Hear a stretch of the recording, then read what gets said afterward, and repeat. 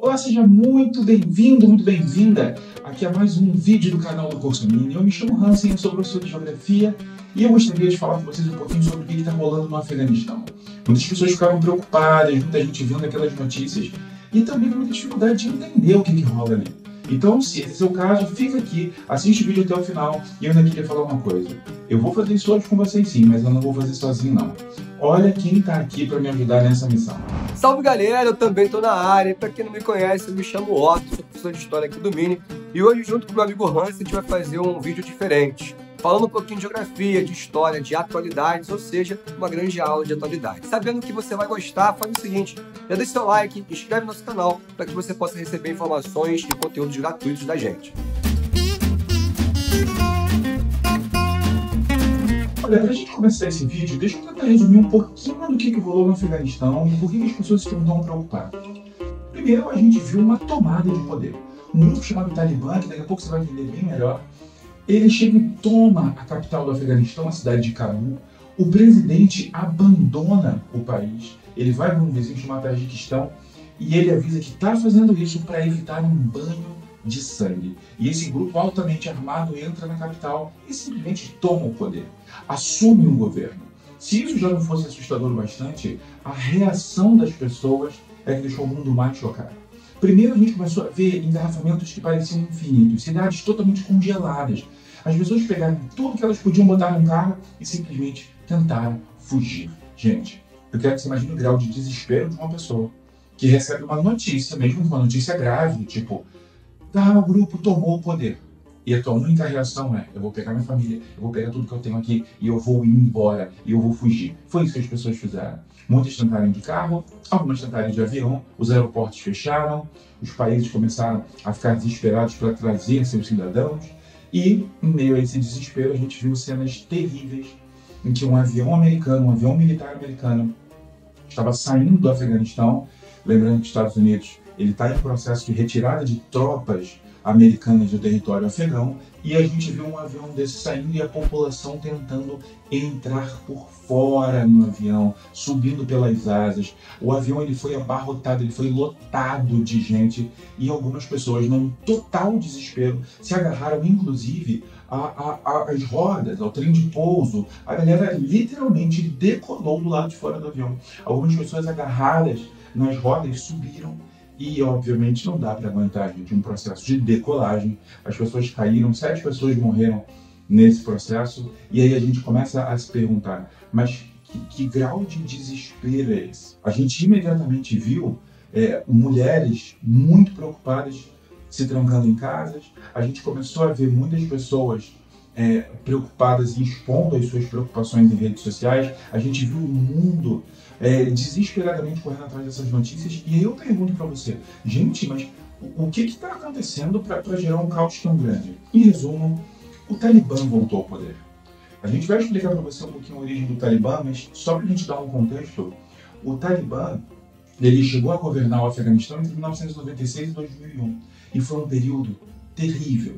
Foi um período em que eles aplicavam a lei islâmica, chamada de Sharia, só que numa visão deles, numa visão ultra-ortodoxa, numa visão que não é o que o islamismo prega, é o que a visão deles prega. Então, por exemplo, a gente vai falar um pouco mais disso, mas proibição de mulheres frequentarem escolas, um pensamento anticientífico, um pensamento anticomunicação, um isolamento cultural do país, fora que você tem altíssimos graus de violência. Então a gente está falando de um regime que foi muito forte, que foi muito intenso e que caiu justamente quando a gente teve o 11 de setembro. O Afeganistão, no período do Talibã, ele foi o local que recebeu a Al-Qaeda. Foi do Afeganistão que a Al-Qaeda fez, arquitetou e executou o 11 de setembro. E aí, obviamente, teve uma resposta americana a esse apoio e o governo Talibã foi rapidamente derrubado em outubro de 2001. Isso mesmo, quase 20 anos atrás.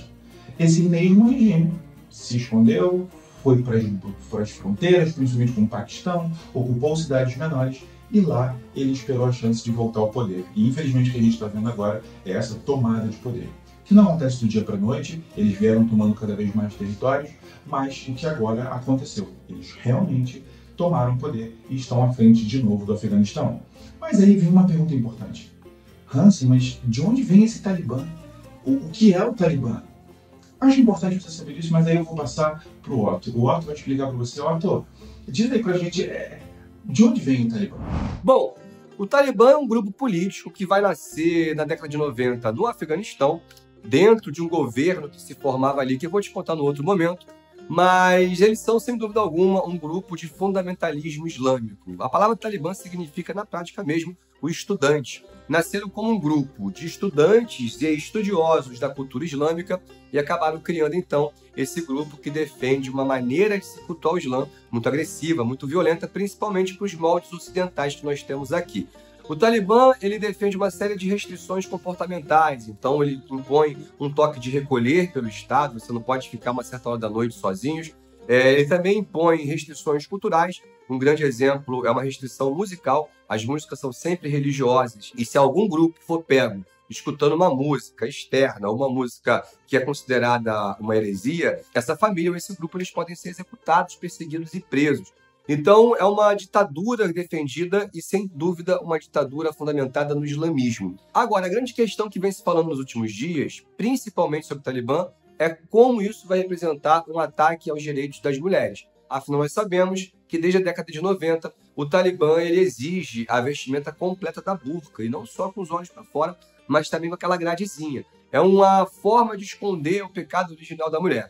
Ela tem que andar sempre atrás do homem, tem uma responsabilidade apenas domiciliar e na criação dos filhos, e não pode ir à rua sozinha. Tem que ter sempre a companhia de um homem da família. Então a grande pergunta agora é, o que vai acontecer com as mulheres depois dessa retomada do poder do Talibã no Afeganistão? Então, Hansen, fala pra gente um pouquinho como é que está a questão das mulheres em relação a esse momento crítico da volta do Talibã. Olha, Otto, uma das coisas que mais as pessoas perguntaram é por que tanto se fala especificamente do direito das mulheres em relação a tudo isso que está acontecendo no Afeganistão.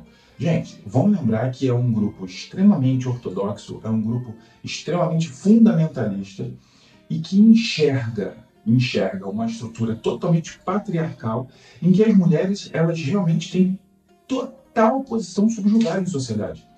Só para vocês terem uma ideia, quando eles assumiram lá no final dos anos 90, eles não só proibiam que mulheres estudassem a partir de um certo nível, mulheres não estudavam a partir do nível básico, só iam até 12 anos de idade. Além de proibir, eles bombardeavam escolas. Não é só uma questão de uma regra, olha gente, não estuda, está proibido. Não, a gente está falando de atos extremamente violentos, a gente está falando de bombardeio de escolas, a gente está falando de imediata proibição de mulheres frequentarem ambientes acadêmicos. Na época que o Talibã assumiu, mais ou menos metade do funcionalismo público do Afeganistão era ocupado por mulheres. Gente, concurso, etc., ocupado por mulheres. E eles proibiam essas mulheres de trabalhar. Então, o que a gente está falando agora não é uma suposição, a gente está falando de uma reprise da história e que teve pedaços assim, muito terríveis, sem dúvida nenhuma. O mais conhecido envolve a Malala. Vocês conhecem, a Malala, ela é do norte do Paquistão, na verdade ela não é afegã, mas o povo que deu origem hoje ao Talibã, um povo de origem pashtun, ele não ocupava somente o Afeganistão, ele ocupava também áreas do Paquistão. Então a gente tem ali na região uma influência que até passa um pouco as fronteiras somente do Afeganistão. E a Malala, uma menina super especial que desde 11 anos de idade já trabalhava como ativista pela educação. O pai dela também era da educação, diretor de escola, e ela sempre muito engajada com isso. E ela, imagina uma criança de 10, 11 anos participando assim, efetivamente de protestos pela educação feminina, pelo direito das mulheres, por um grau de equidade. E aí o que acontece? Poucos anos depois, ela devia ter uns 14 anos, esse grupo Talibã vai na escola, altamente armada, ameaça pessoas e procura, cadê a Malala? E eles tentam matá-la, ela vai sofrer um atentado, vai ficar gravemente ferida, ela vai passar um bom tempo no hospital, ela vai dar a volta por cima, ela vai ganhar o Nobel da Paz aos 17 anos. É uma história que hoje a gente olha e que não deve ser romantizada. A Malala é uma figura fantástica, mas que vem de uma história bizarra, que pode se reproduzir para muitas mulheres na atual condição. Então, uma coisa terrível foi que assim que o Talibã assumiu o poder, os professores da Universidade de Cabul, eles se despediram de suas alunas. E olha que oficialmente o Talibã avisou para a imprensa, que já é uma mudança de postura, eles não falavam com a imprensa, que eles vão ter um tom muito mais moderado, que as mulheres vão ter direitos respeitados, desde que elas estejam de acordo com a lei, com a Sharia, ou seja, com a visão deles. E mesmo assim, obviamente, isso não quer dizer nada em relação à segurança. Então, por isso que a gente está tão tenso. Inclusive, mulheres fizeram protestos contra o Talibã num ato de coragem, assim, raramente a gente viu num grupo altamente armado, reconhecidamente violento, que dominou várias partes do país, e você ir para a rua protestar assim é um ato de muita coragem, mas que nos desperta muito medo das violências que podem acontecer.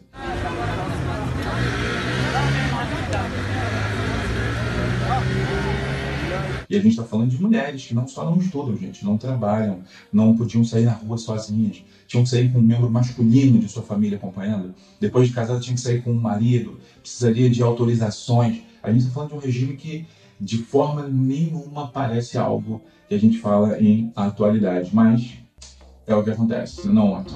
Bom, para falar sobre o papel dos Estados Unidos, cara, a gente tem que voltar e falar um pouquinho sobre a história recente do Afeganistão. E aí muita gente fala, pô, professor, os afegãos têm a ver com a União Soviética, com os Estados Unidos? Galera, tem a ver com muito mais. Já foi ocupado por árabes, já foi ocupado por indianos, já foi ocupado até mesmo por Alexandre o Grande, que foi o primeiro grande general a dizer o seguinte, olha, entrar no Afeganistão é muito fácil, agora sair é muito difícil.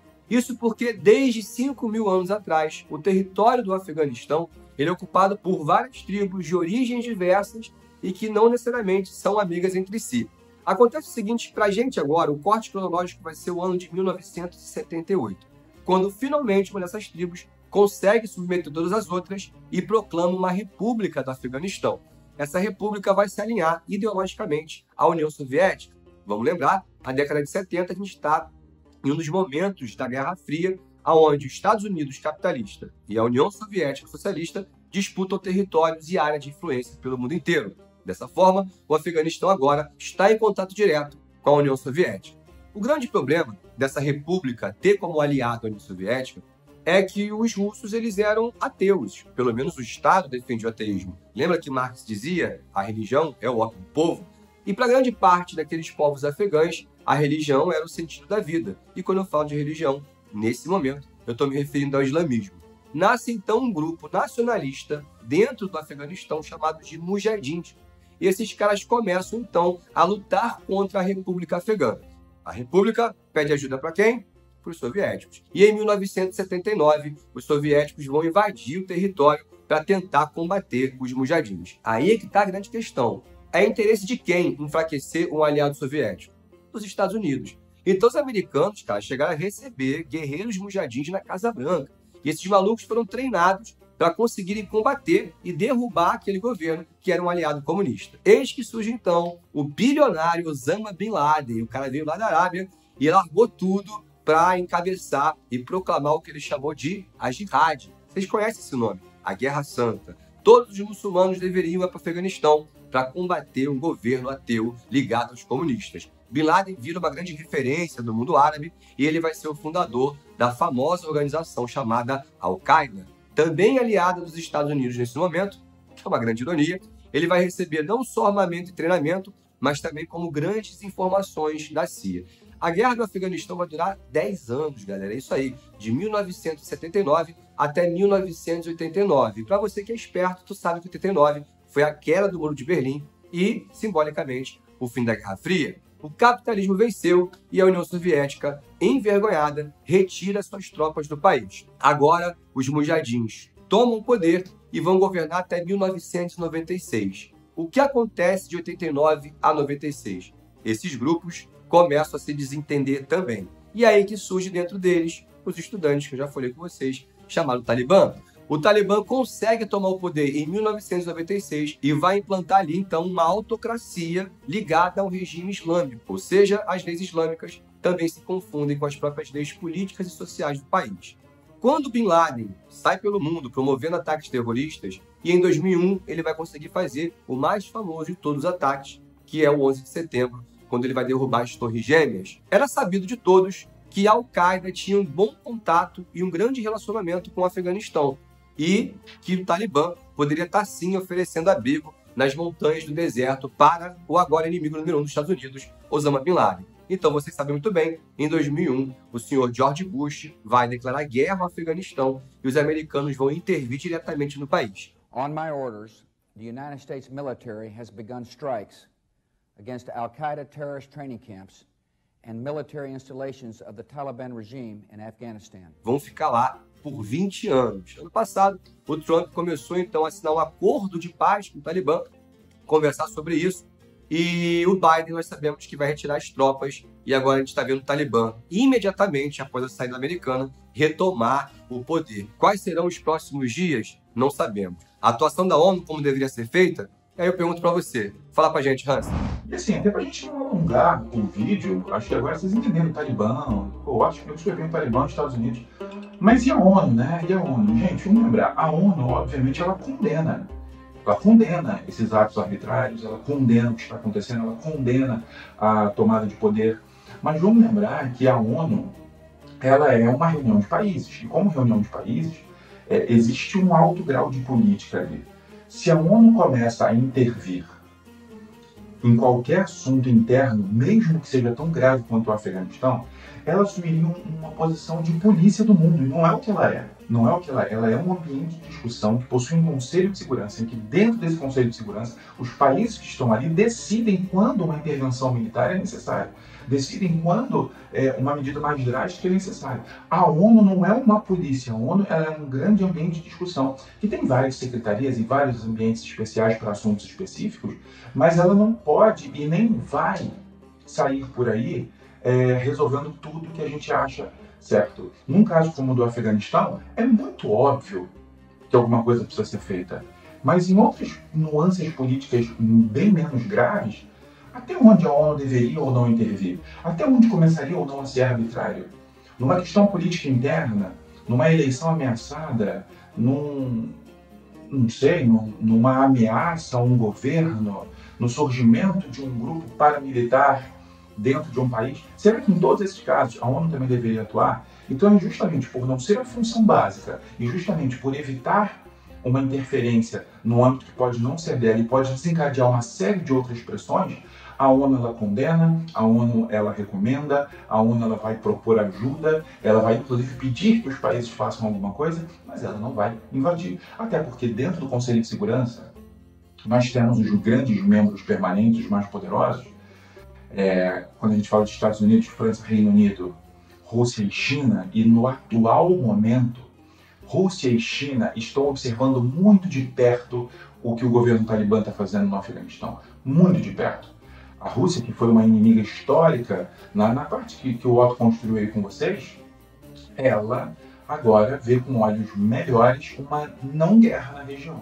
Então, para a Rússia, o Afeganistão, que por 20 anos, quase 20 anos, foi uma área de domínio americano, e agora entra um grupo rival dos Estados Unidos, talvez caiba a ideia do inimigo, do meu inimigo. Pode ser um amigo ou um quase amigo. Então a Rússia, ela não apoiou, ela pede oficialmente o respeito aos direitos humanos, mas ela aceita conversar com o governo talibã, assim como a China, que tem interesses também de não incentivar movimentos islâmicos dentro da China, que pouca gente conhece e que já falam em separatismos, e que a China não quer que esses movimentos cresçam.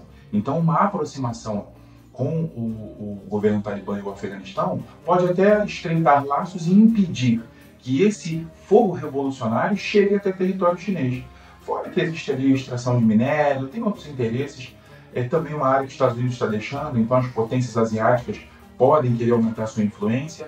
Então, em resumo, a gente não espera grandes movimentos estrangeiros, não. Otto, obrigado, querido, grande abraço. E, gente, se você gostou aqui do vídeo, a gente tentou fazer aqui de forma super resumida, super bem feita para você, deixa aquele like no vídeo e faz o seguinte, deixa um comentário, fala de outras coisas que vocês querem ver por aqui, que a gente vai estar de olho. Tá bom? Gente, um beijo, até a próxima. Valeu, galera!